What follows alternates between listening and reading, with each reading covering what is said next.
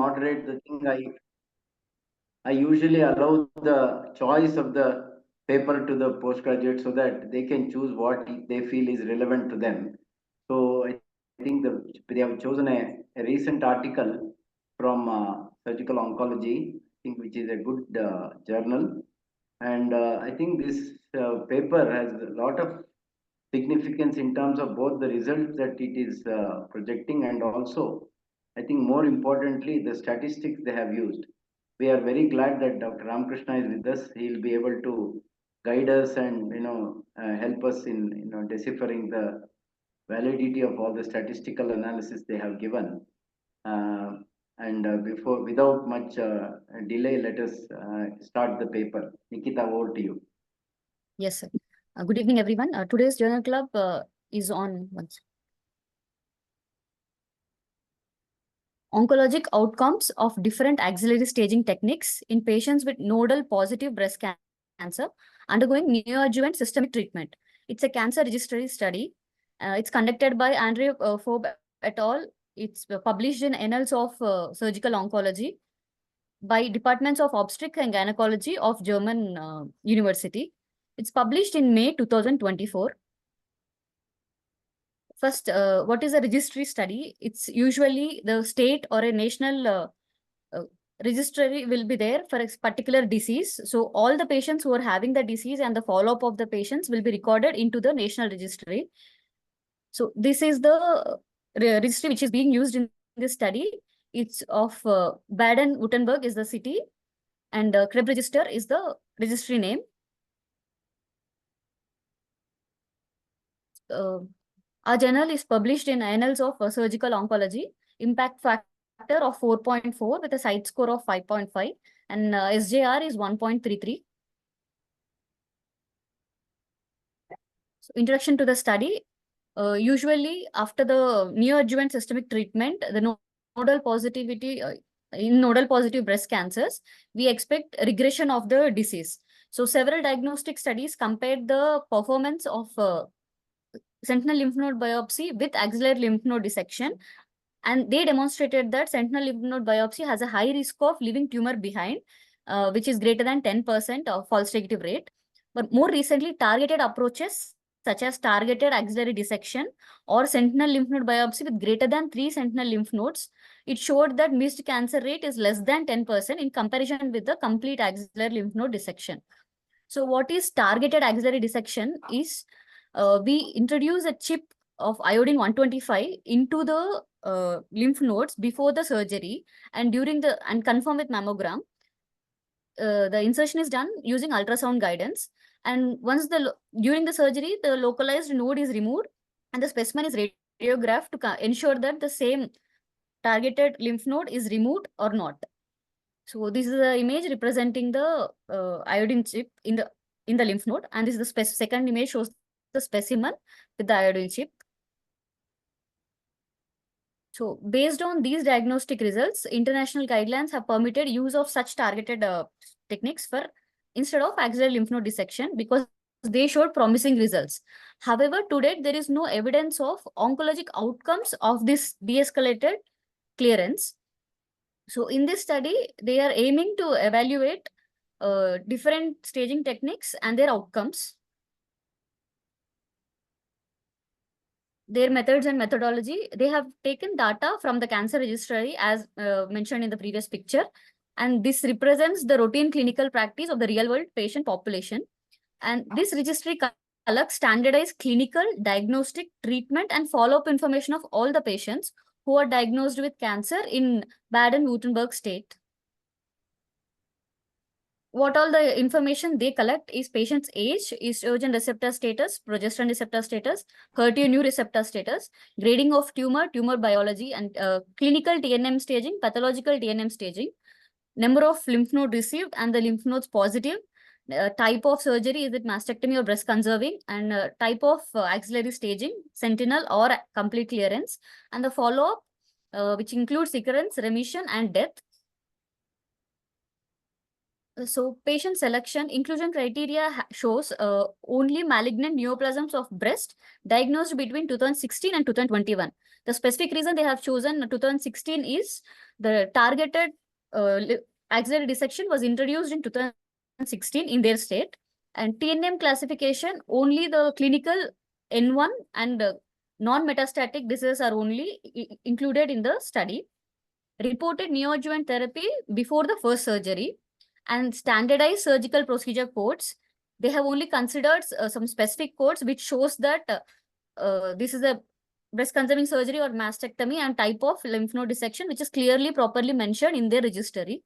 And the follow-up at least for 1 year are only included. This is the patient flow chart mentioned in the journal results.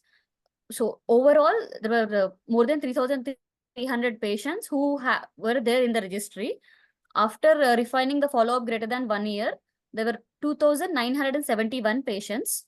After the complete exclusion criteria or regarding the complete data availability for the lymph node staging differentiation, we end up with 2,695 population. Of them, 2,204, majority of the group belong to the axillary lymph node dissection. A minor group of 255 to the sentinel lymph node biopsy and targeted dissection 34, and less than 3 lymph nodes, that is 1 or 2 lymph node dissection is seen in 202 patients. This is all as per the registry. So statistical analysis considered in the journal are they used invasive disease-free survival rate, and this was using Kaplan-Meier statistics and multivariate Koch regression models. I'll discuss about the Kaplan-Meier statistics once we go to the results. Here they have used time to event, and it was defined from the surgery to an event. Events could be either recurrence or local recurrence or distance recurrence or death. Univariate and multivariate Cox proportional hazard models. These are used to express whether the probability of a event occurring in a different variables, like considering different variables in a different setting. Hazard ratios are per unit score are also reported. These considered these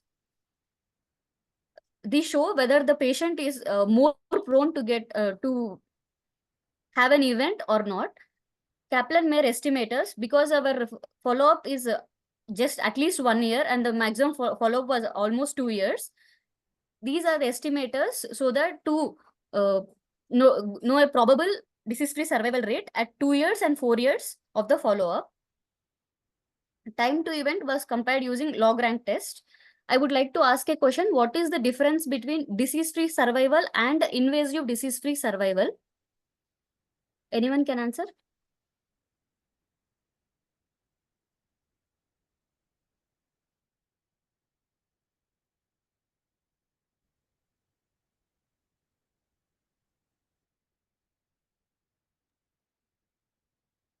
Hello?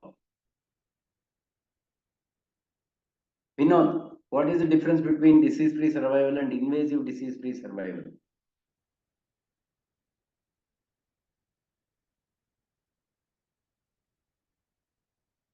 Praveen, can anyone hear me or all of you are silent?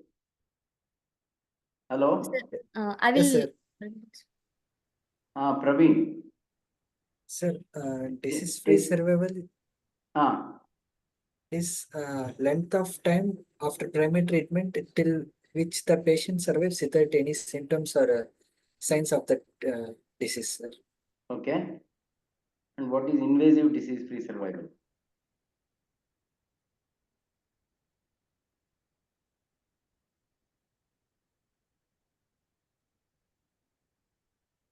Anybody else?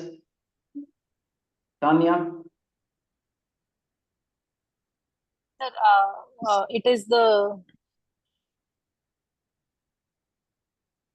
after the primary treatment of the cancer is completed, and from then on till when the patient survives in the absence of any signs and symptoms of cancer.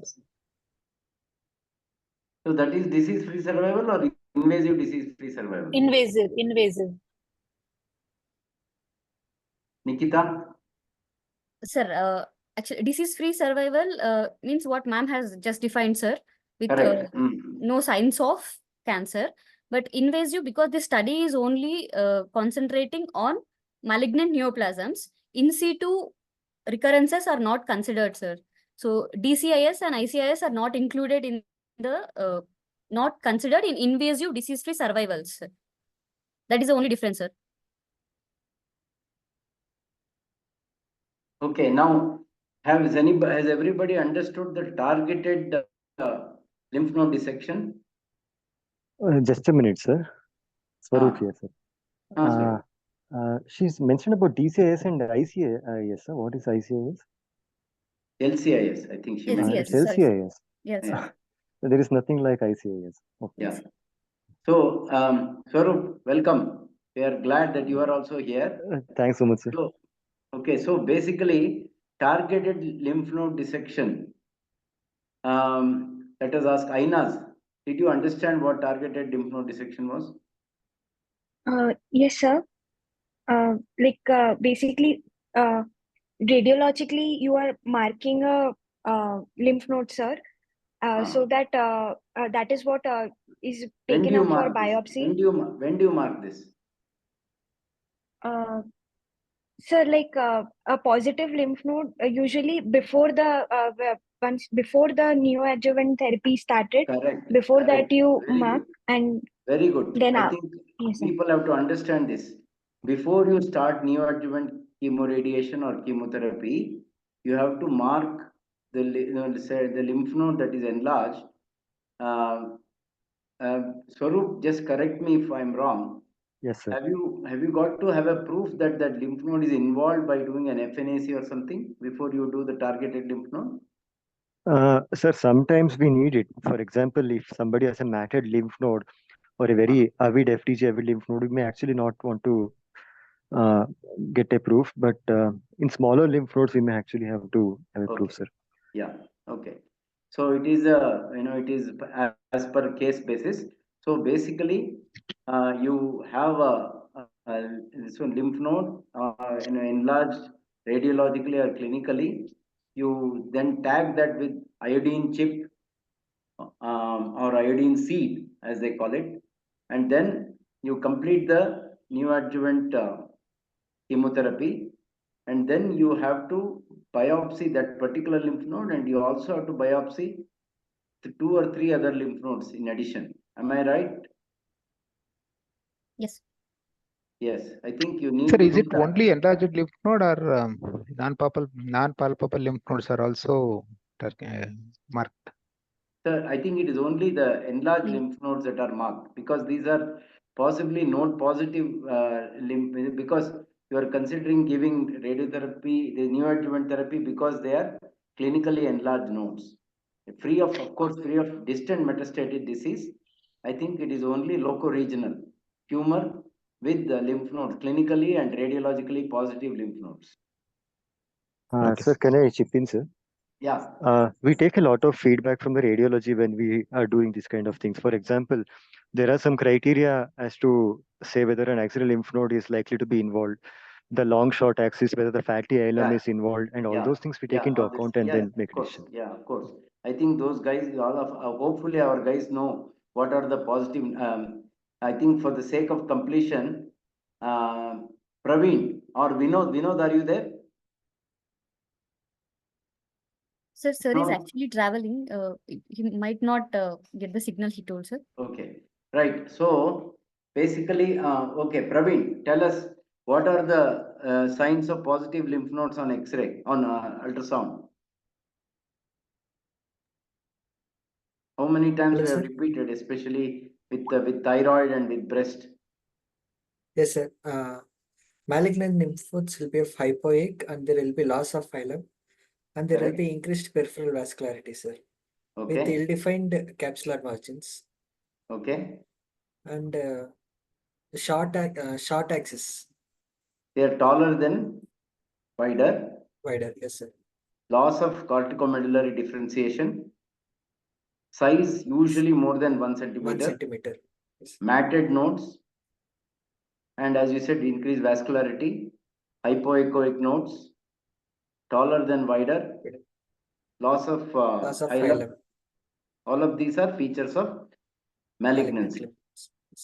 Okay, right. So with that, and what you have to do is the targeted lymph node dissection will be to remove this tagged iodine C tagged node along with 2 or 3 other nodes, and then you have to show that whether there is, whether there is still residual disease or not.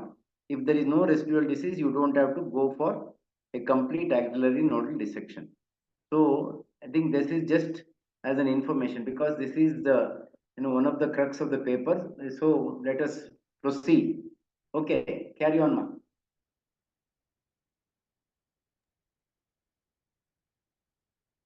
Nikita. Yes, sir. Yes, once. So, coming to the critique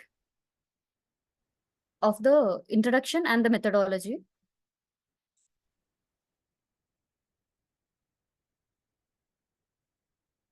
Sir, shall I start, or we'll be asking, sir? Hello, Sir? Nikita. Yes, sir. Okay, so now let us, Samir, start off. What are the pros of this study and what are the cons of this study? Samir, Yes, sir. are you there? Yes, sir. Yes, sir. Yeah, what are the positive factors? What are the possible negative factors of this study? Uh, Sir, Have you attended? You have attended journal clubs, no? yes, sir. One I have attended. Okay. Try.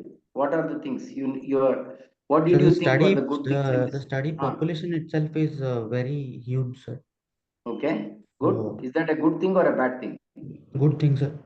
Okay, right then. And See, you have to try and it is just say whatever comes to your mind. It may be right or wrong. It's a relevant topic, you said, right? yes, sir. Did you And say relevant? also it's yes, Okay, sir. relevant topic. And the paper itself is recent. So Recent paper, good. Always we should choose journals in the last 2 years preferably, or at least within the last 5 years. No point studying journals beyond that. Okay. So recent study, population based study, and relevant topic. Okay, then what else? Okay, Ainas, Sir, it is. don't repeat whatever we have said so far. Sir, it is published in a journal which has a good impact factor, sir. Correct. Like 4.4, Yeah, so it correct. is considered to be a good impact factor. And sir, other than that, the inclusion criteria are well defined, sir, Okay. in the study. And yes, sir, and like the statistical analysis also that they have used, they've used they've told that they'll be using Cox regression analysis, and that is also one pro, sir, for the study. Yeah, good statistics. Yes, correct. Yes, sir. Right. What are the negative points? Sir, it's an observational study, sir. So basically based on retrospective study, sir. So in that case, there can be chances of more bias, and like a randomization there won't be possible, sir.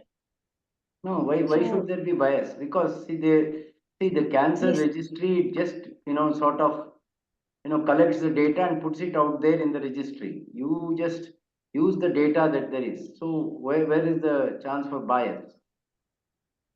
Uh, so if randomization and all, like usually if it's a retrospective design, that can be considered as a con, sir. I'm not sure, Correct, sir, right? about that. Yeah, it may be it is just a registry study. It is retrospectively analyzing the data that is out there. So it is a retrospective study. I agree that there can be for example, the thing is, if you want to have a particular data point, it may not necessarily be there because the registry may be just collecting some data which they think is relevant. You may want more information, and that information may not be forthcoming. So that is a negative. Yes. Okay, Nikita, what are the cons? Sir, follow-up period, they just mentioned as at least 1 year. Yeah. I think it should have been longer, sir, because it's 2024 they're conducting a study, or Correct. maybe So 2023 5 they years, might have started you could have had 7 yes, or 8 years follow-up, yes, sir. because they have started it in 2016. At least some of the patients should have had a 7, 8 year follow-up, and majority of them should have had at least 5 year follow-up. Yes, sir. So And the the other, follow-up period is low. What they've said is a median of 24.3 months, right? yes, sir. Yes, sir. Yeah. 24. Okay. So follow-up period in terms of disease-free survival and overall survival is less. I think we are talking about minimum of 3. Usually it is 5 and 10 years. That is what Yes, we sir. usually talk about. So, and minimum of 3 years you need to have. So that way it is falling short of that. Yes. What else? Sir, I for think few patients, they have given data for 3 years, sir, in that previous consult I Yeah, used. but yeah, at least some one. of them are 3 years. At least one. Oh, mean was 24.7. So, but 24.7. most of them went for at least 1 Was year it follow-up. That is, mean or median? What did they say? I think they so said mean, median. sir. Mean age was mean follow-up was 24.7, sir. Okay, right. Okay, mean follow. And Ramakrishna sir, Yes, sir. So you one looked thing, at the data. I think there is significant loss of data. What do you think of that?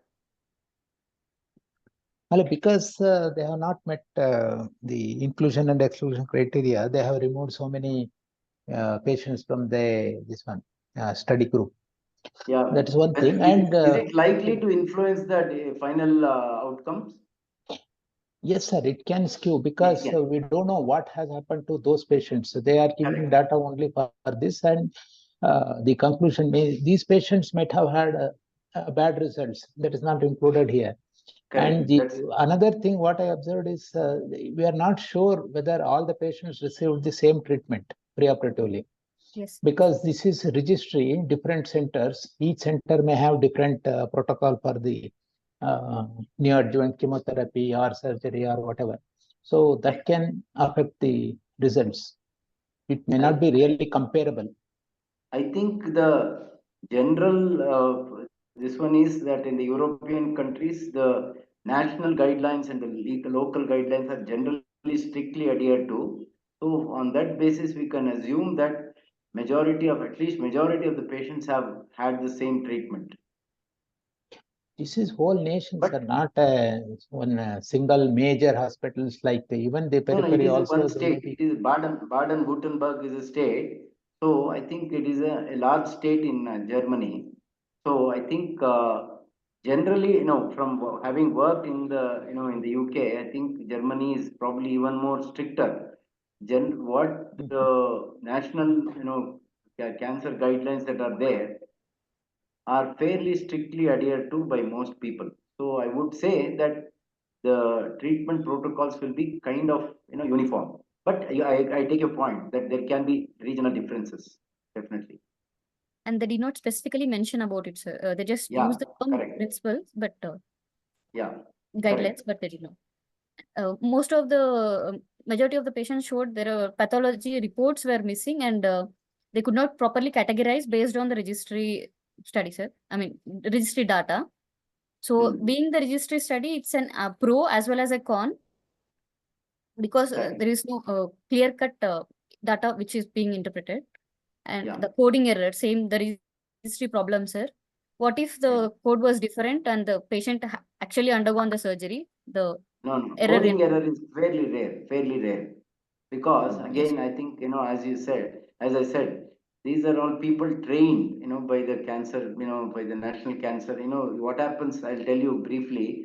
See, for example, for colorectal cancer, there is a place called Basingstoke. Bill Heald, who actually championed the, total mesorectal excision. The Basingstoke was considered as the National Center for all colorectal cancers. So we used to, periodically go there for, briefing and, discussion and, training in terms of not just surgery, but in terms of data collection, MDT, how the MDT should be conducted, what are the protocols, everything. So those guys, the data collection and things are fairly robust, and coding also will be robust. Of course, there can be individual personal errors, but by and large, I think coding error may not be that significant of a problem. But I agree with pathology, missing pathology reports. If there are no proper reports that are there, then just going by what is entered in the, the database in the registry may not be everything, that all the information that you need. So this is where, these are the negatives of a retrospective study, because if there is no protocol, there are data points which are likely to be missed. Okay, carry on. I think Yes, those are the, yeah. these are the And concepts. after this categorization, we are left with only 34 patients in TAD group, Yes, sir. Yes, sir. which looks a very small one, and for Very analysis. small, because they just started that, and hence they have excluded it from the analysis. It's just 1%. Because that can affect the, when you are talking of Correct. the It can percentages affect. and Yeah, statistical certainly. analysis, this Certainly, can affect the certainly. results and inference. Yeah, correct.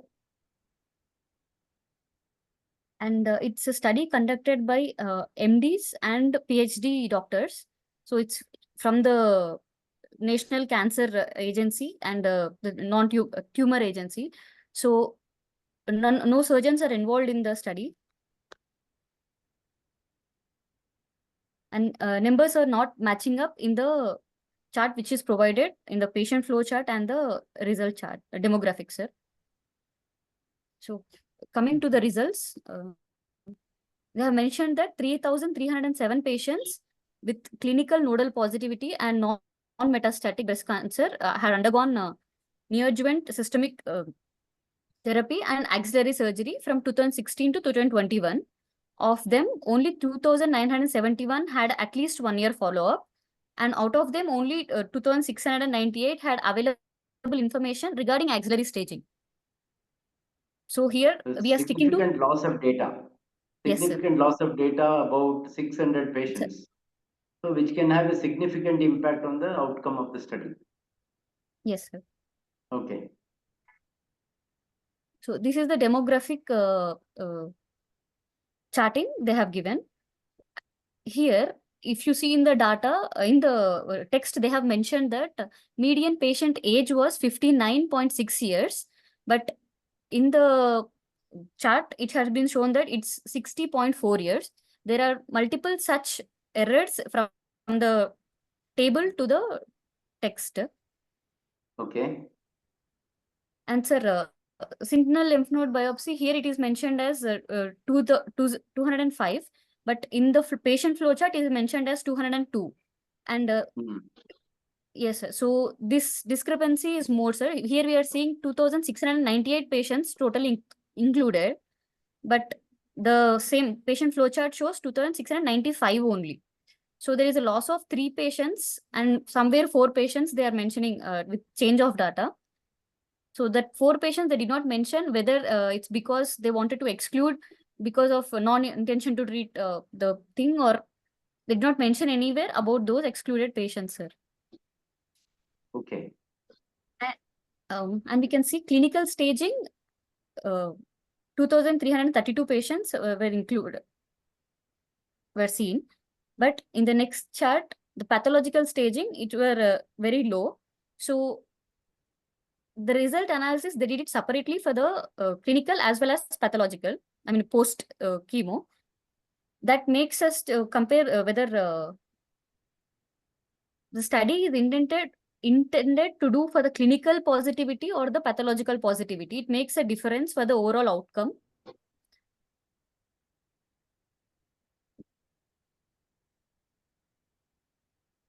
That's it, sir. Then Kaplan-Meier curve. Here, this is just a representative graph. I just want to explain about the parts of the graph. here the two different colors of the graph indicate two different groups, and each downward step, it's a vertical step, indicates that there is an event or outcome of interest experienced the patient in that group, and every vertical tick, the mark of in different color, which represents a observation who did not experience the event or by last follow-up, or can be due to loss to follow-up. So these tick patients will be excluded from the further analysis. And to the axis, x-axis shows the time either in days or months, and y-axis shows the patient survival rates. So we would be interested in knowing any specific times of survival and the survival rate. Below there will be a table which shows in table the two different groups, the number of patients at each interval of the time. So coming to our journal graphs, here they have divided into 4 groups: axillary lymph node dissection, sentinel lymph node less than 3 and greater than 2 lymph nodes, and targeted axillary dissection. All of these graphs show that p-value is insignificant, which finally giving us a conclusion of no significant variance in invasive disease-free survival rate. But here again, an interesting point of data is that the total number they had shown to be 2,203, which is different from the table and the text.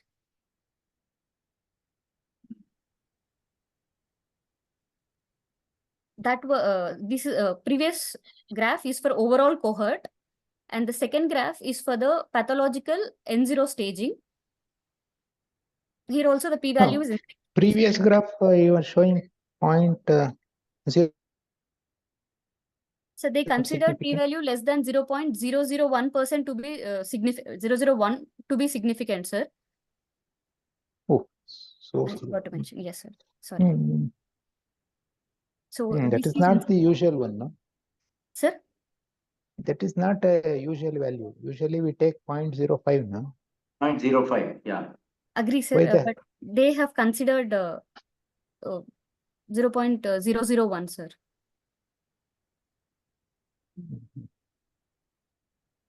Even in the demographic data, they have been showing 0.001, and most of them are statistically significant because the data is not comparable between the different groups. Sentinel lymph node biopsy and targeted axillary dissections are very low in comparison to axillary lymph node dissection. So here, statistical significance is there for non-comparability, sir.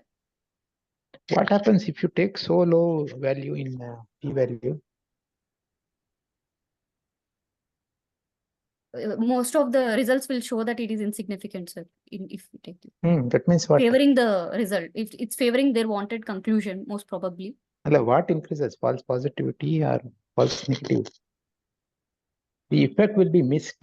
If you take it so low, effect will be missed. So it will be false negative.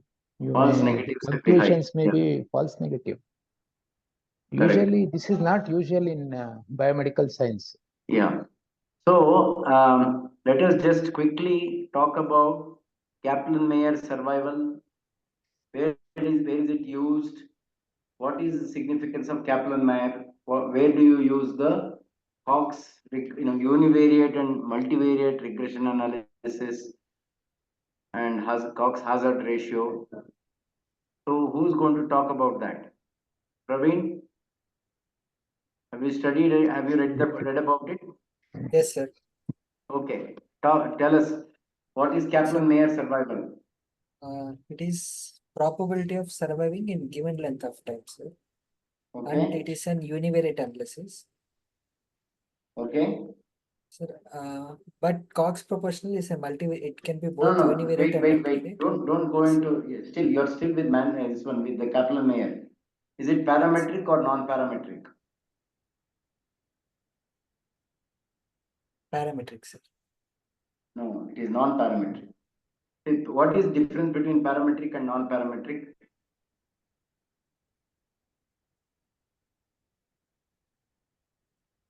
Basic. Come on.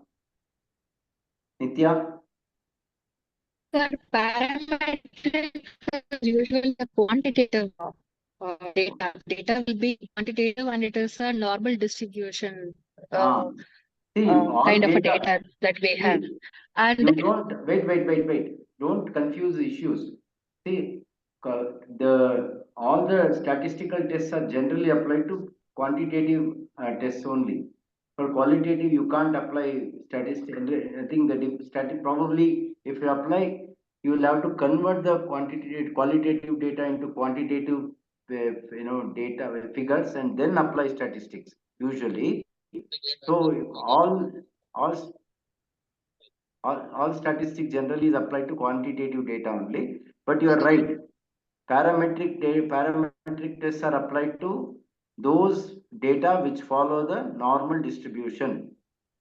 normal distribution. Non-parametric data is applied to distribution which does not follow the normal distribution.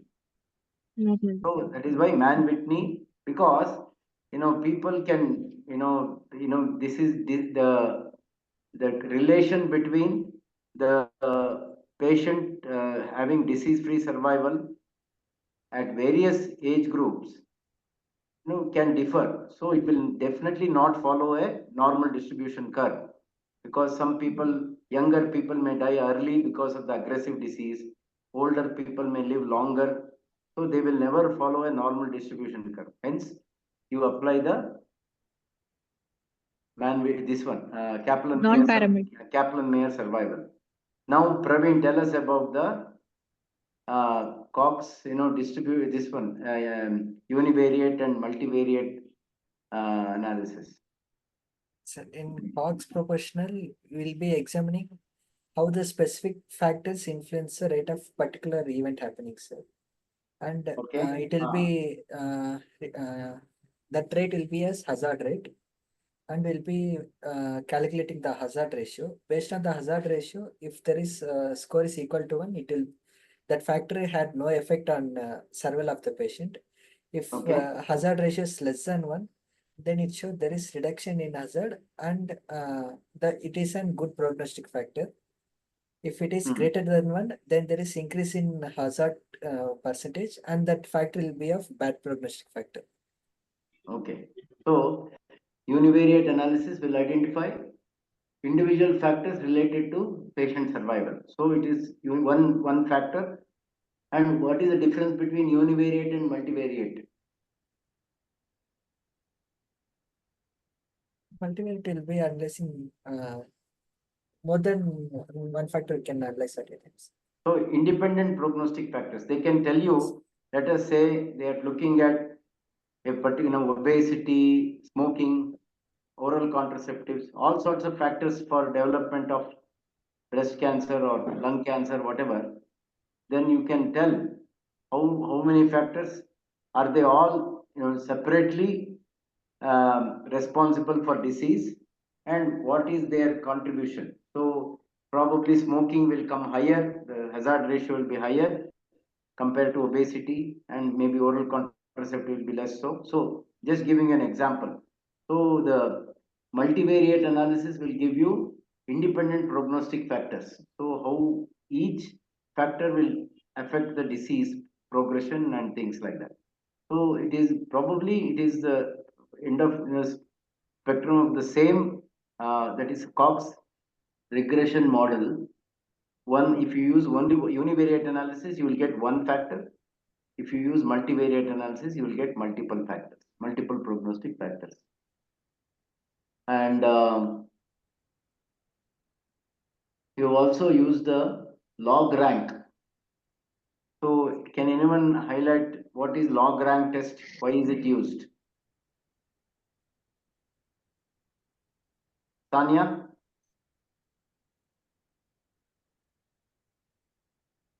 I'm not sure about that, sir. I have to read. Okay, Nikita, Yes, hopefully sir. you have studied. Tell us why is log rank used? Sir, usually log rank is used to compare two different survival rates, sir, two different survival curves. Here, as we have 4 different survival curves because of the 4 different groups, to compare them, we are using log rank, sir. So what does log rank work on? It is used to test the null hypothesis. So what Yes. does the null hypothesis says? All treatments are equivalent. There is no difference in the, for example, if you do axillary lymph node dissection, or if you do sentinel lymph node dissection, or if you do targeted lymph node dissection, all the 3 treatments or 4 treatments are equivalent. So that is the null hypothesis. If you disprove the null hypothesis, that means that there is difference between the Difference. for different treatment groups. So Ramakrishna sir, can you please elaborate and correct if there are any mistakes, and so and Swaroop also, please. Yes, sir. What you said is almost correct. Only thing in multivariate analysis, what happens? We take one particular factor or the independent variable as constant, and others are calculated by comparing to this. If suppose 4 are there, one is taken as reference, and the others are compared with that, and then say this has got 2 times more hazard, 5 times more hazard, like that. And for each one, they calculate the p-value. So whichever comes p-value non-significant, they will be removed with the ultimate analysis. And those which are coming less than 0.05, they consider it for the final analysis. And that's how they decide these factors. These are the independent variables which can affect the results. Like that they consider. In log rank test, at each time event, you have to consider this hazard ratio. Correct. So start time and end Each time time. is very important. Yeah. Start time and end time of the test is very important. Correct. Yes. Swaroop, anything to add? That's good enough, sir. Is the presentation over, or is there still some more slides, sir? No, still there, still there. Okay, No, sir. I just stopped it just to, because people, students don't follow if you don't tell them what the statistics mean, there Yes, is no sir. point, because they won't understand it. That's why I interrupted. Okay. Yes. Nikita, continue, ma. Yes, sir. The other So, thing you have to realize is, if in the Kaplan-Meier survival, if the descent is very sharp, that means if the steeper curve shows that the event rate or the death rate in this case, or recurrence of the tumor rate will be higher.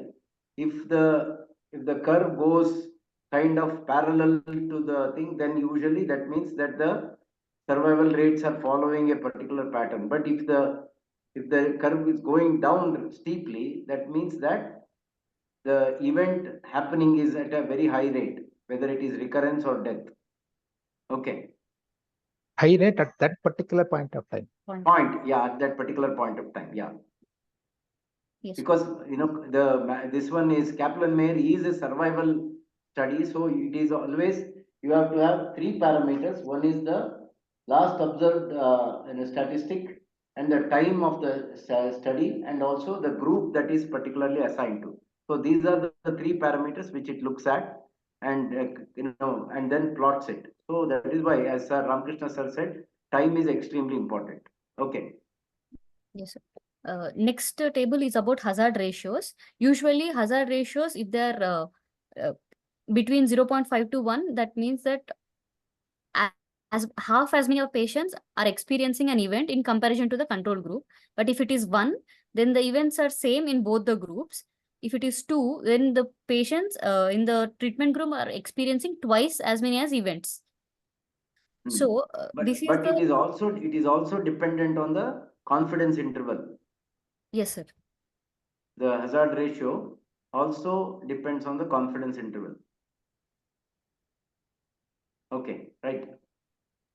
So this is the table provided to us, and with a forest plot. In this, we can see that most of them are one ratio of 1 in the hazard group, whereas few of them are in the 2.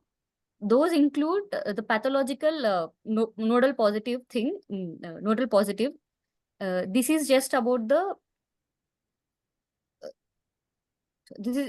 distribution of data, sir.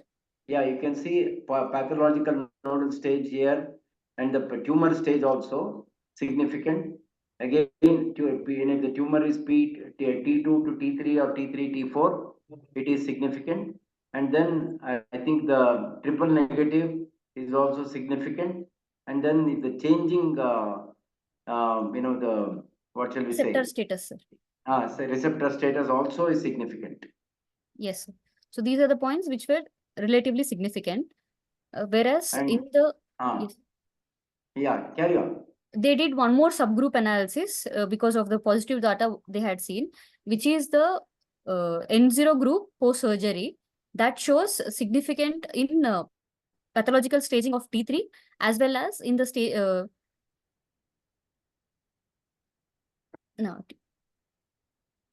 triple negative breast cancers and changing receptor status and in greater than 8 years of age. This was the extra subgroup analysis they had done, which was not in the protocol per se initially. See, I think, post subgroup analysis generally is not always, unless you have already, I think Ramakrishna sir can correct me. If, for example, when you do your protocol, if you say that we will study this, and this, but we will also do subgroup analysis based on these factors. If you have already stated that in protocol and the data points are collected according to the protocol, and then you do the subgroup analysis, that is fine. But if you have done a study, but then you do subgroup analysis as an afterthought, that is usually called a post hoc analysis. Generally, in statistics and in medical statistics, post hoc analysis are frowned upon because it is generally done to, because you have not actually been able to, show the effect or the result that you wanted to show. So then you do a subgroup analysis and show in this particular subgroup what we are saying is true. So they are trying to kind of manufacture data to justify the conclusion that you are coming to. So generally post hoc analysis is generally frowned upon because it usually means that that study has not been able to show what it is supposed to. Ramakrishna sir? So there may be bias. Correct. There is significant bias of the investigator towards showing something impressive. So they try to do that. Unless it is included in the initial protocol, should be discouraged. Okay, ma. Carry on. Yes, sir. So one small question to the junior, sir. What does this YP N0 mean, sir? We usually have clinical staging and pathological staging. What does YP mean? Has anyone thought about it? It is for patients who have received neoadjuvant therapy, which is like the treatment which is given before surgery, sir. So the Y prefix indicates neoadjuvant therapy. Correct. And yeah, yes. Okay. Yes. And this is an extra information after the complete follow-up, they had data of about 1612 patients, and they plotted it with the fraction of patients with pathological N0 staging at the end. They wanted us to tell us that in this data available in in axillary lymph node group, the PTO tumor 0 is lower in comparison to the other groups, but they did not mention the specific data for all the separate groups. This portion was vaguely mentioned at the end of discussion, sir. So I couldn't draw much conclusion from these plots or from the data. So finally, they have mentioned that with a median follow-up of 24.7 months, the multivariate Cox regression analysis showed no significant influence of different axillary staging on invasive disease-free survival in overall cohort. And the extra subgroup analysis what they had done, the de-escalated axillary surgery is which is usually known to show occasional miss of residual cancer. It did not show any significant outcome in view of disease-free survival. The critique of the results. Okay, I think whom shall we ask? Nitya, what is the critique of the results?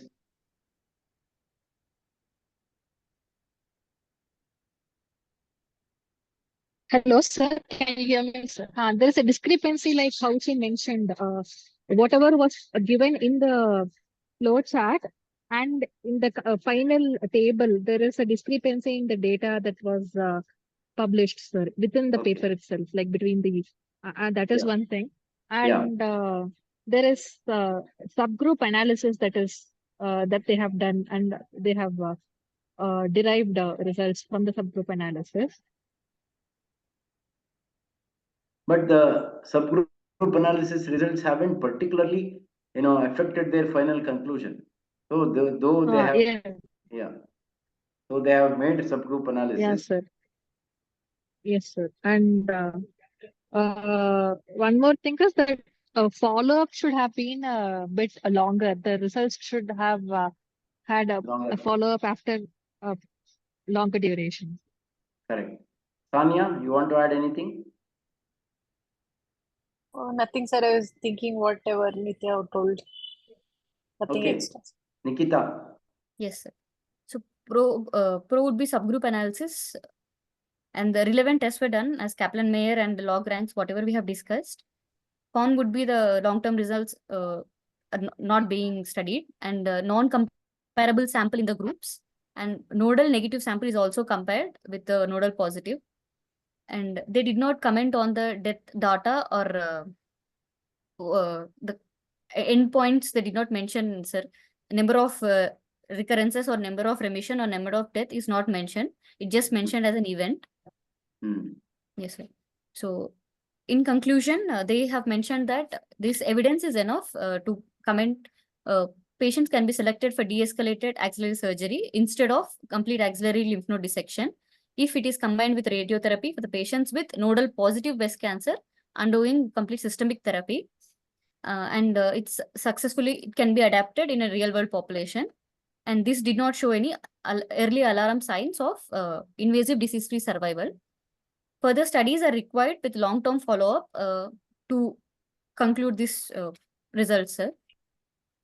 So why do they keep can anyone tell me why do they keep on talking about this real world study, real world population sample?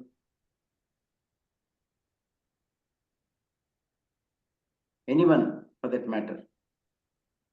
Sir, Nikita. I assume that because it's a one state study population and they want to interpret the results to the whole world population. So they're saying that it can be adopted. You are partially right.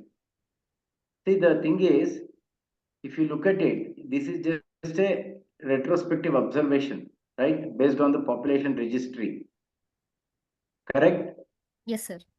So, without actually having any research protocol, without having setting out to do a proper study, and having proper the protocol and study depending on the 2 or 3 or 4 groups, whatever, they have managed to show that the results show that basically you can safely do a limited either a sentinel node or a targeted lymph node biopsy, which will have equal survival compared to a proper axillary nodal dissection. So that means that even without it being in a research background, with a population based study, you can actually do it. So that means that it is applicable to the general population. So that is why they keep mentioning this general population study. Ramakrishna sir, anything you want to add? Swaroop? Sir, I'd again, like to ask, yeah, please. Ramakrishna sir. She said they have kept p-value but 0.001. But in the statistical analysis, just I was looking now, they have not mentioned what is the p-value they have kept to analyze these things. And whatever she says, if it is so low, like 0.001, then the chances of wrong conclusion is very high. Very high. Because they might have missed so many results. Actually, one result shows 0.01 and they say it is not significant. and they say they give the similar results, even though it is showing some difference here. So Correct. there is chances of wrong conclusion here. And because of the subgroup analysis and that small number there, that what is the TAD, that also can skew the results. Skew the results. And if you follow them up for another 10 years, maybe your conclusion will change. Correct. So, Swarup, your thoughts? Yes, sir. I would like to ask our residents, what is the risk of clinically significant lymphedema in somebody who has underwent axillary nodal dissection, somebody who has underwent axillary nodal dissection plus radiation therapy, and somebody who has underwent only SLNB? Good question. Let us start with the Ainaz or Samir. Do you know the answer? Praveen? Sir, Praveen, what is the percentage of this one, lymphedema? Sir, with sentinel lymph node biopsy, it will be around 5%, sir. Lymph node dissection, it will be around 30%, sir. I think sentinel node 5%. I think that is too high. 0 to 5%. In axillary lymph node dissection, up to 30%, sir. Up to 30. Yeah, 20, about 20 is usually considered as one. Yes, axillary nodal dissection plus radiation therapy becomes 40%. Yeah, with radiation it goes up. Yeah. And it's very uncomfortable for the patient. The patient, correct. Yes. Sometimes they get infected, cellulitis, all of those things happen. Yeah, correct. Basically, I think the study achieves one important thing, though the way they have gone about it is actually in terms of, I'm sure Dr. Ramakrishna will agree that the research methodology they have used is to a large extent, though they have tried to use the right way. I think there is a significant loss of data of about 600, 700 patients, and then the statistics, if at all the significance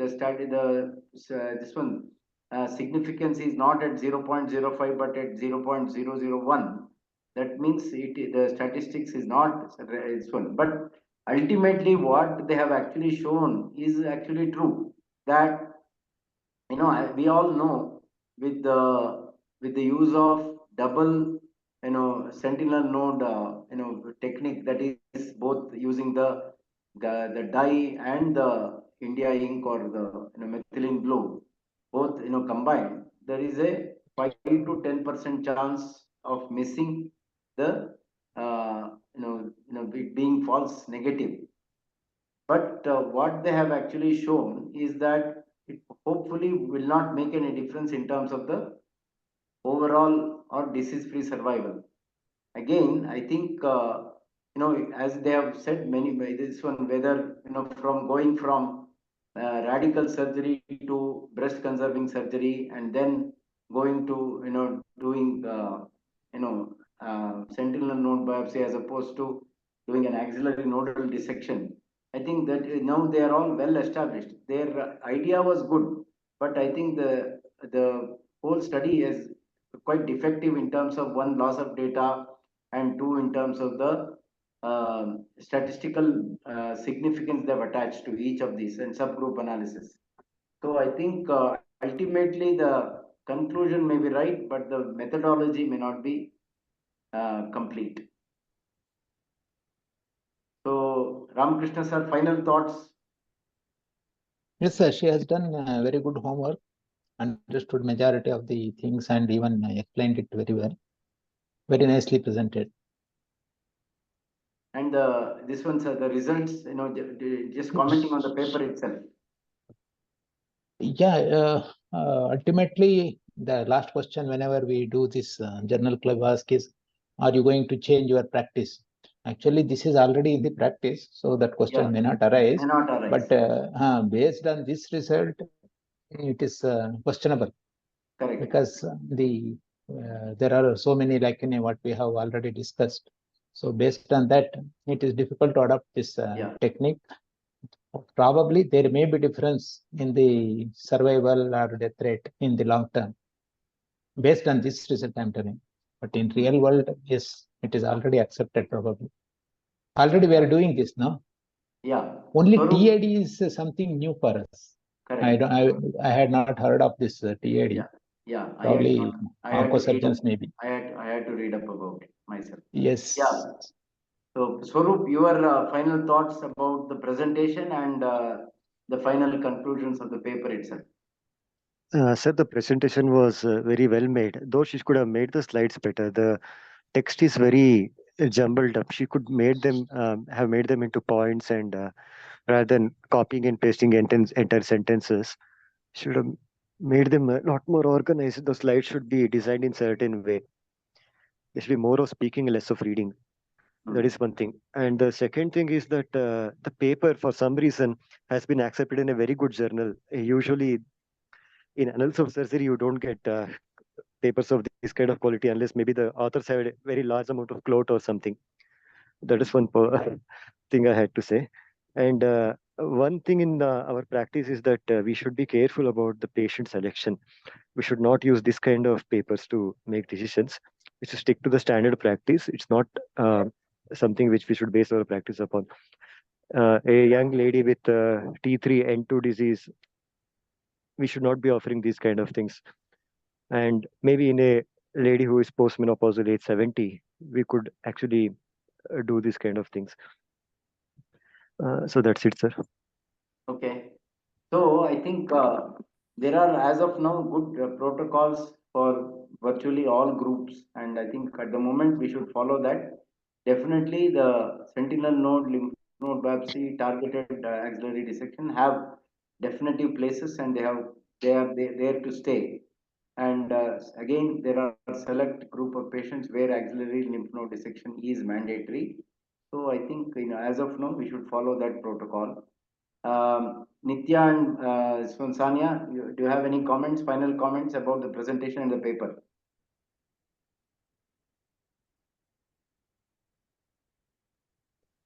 So she presented really well, sir. Like all the statistical, the regression scores and everything, she has explained it really well, sir. And with the paper, it basically it's a good learning experience for us, sir. Like about the recent this targeted acceleration and how exactly these dates, like this is a good paper for discussion, I think, sir. Journal club. We learned a lot, sir. Yeah, I think the main thing is that it just exposes the flaws of a retrospective study based on the data that is collected. What happens is you can not account for all the loss of data, and then that again unfortunately brings into question the veracity of the data and also the validity of the conclusions they draw from it. See, unless you have significant, sort of reason why the data is lost, generally loss of data means that they are trying to hide something. That is generally in the parlors of research, that is usually the conclusion people draw, unless you can account for the loss of data in a very specific way. So I think that is the lesson we have to learn, that maybe the conclusions, as Swaroop said, maybe is skewed, but it is a useful exercise at least for us to know how how a population based study based on retrospective data can mislead us sometimes. Okay, I think that is what we have to be very careful about. I think if there are no other questions, I think She can that particular thing you are telling, loss of data, that is called attrition bias in research attrition, methodology. It is called correct. attrition bias. That Attrition word bias. PG should remember Yeah. that. The other thing, I think Nikitha can write a letter to the editor, get a publication in the same journal, mention all these flaws, and you can mention. Usually it gets accepted. I think in 2 of the previous journal clubs we had done that, and one was published in British Journal of Surgery. The other one, I think both are from British Journal of Surgery. Yeah. It was accepted, and our comments were published in the subsequent issue. So She can write. Nikitha, write it up, show it to me, and then we will go through it and see. Okay, and Yes, maybe send it to Ramakrishna also before we send it to the journal. Yes, sir. Okay, right. I think good show. You have done a good job as Swaroop said, improve the presentation in terms of the slide, making of the slides.